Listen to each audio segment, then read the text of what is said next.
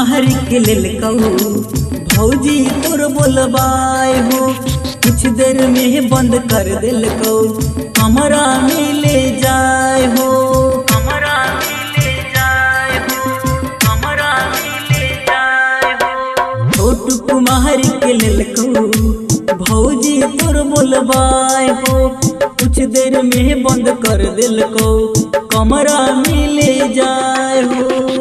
केहू के न पता रहे ले ली परान, केहू के न पता रहे ले ली परान। भौजी ललको भाई के बोलबाए, छोटू के भौजी ललकई जाल में फंसाए।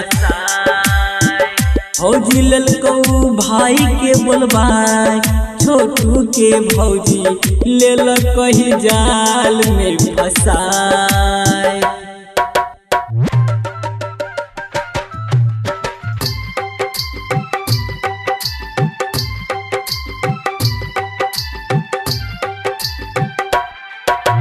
डीजे कंचन राज मुजफ्फरपुर।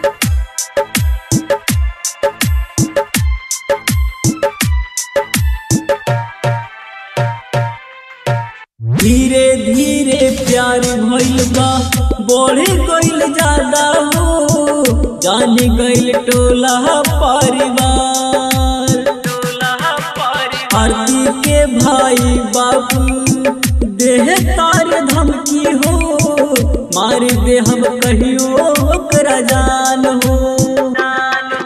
जीजा भाई ललको आरती ओकरा परान, ललको भौजी ओकरा पिटबाए गे आरती। जीजा ललको छोटू के परान,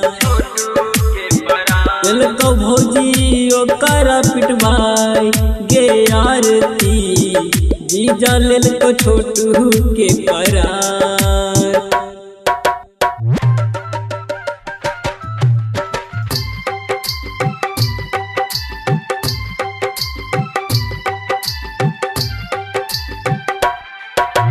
डीजे कंचन राज मुजफ्फरपुर।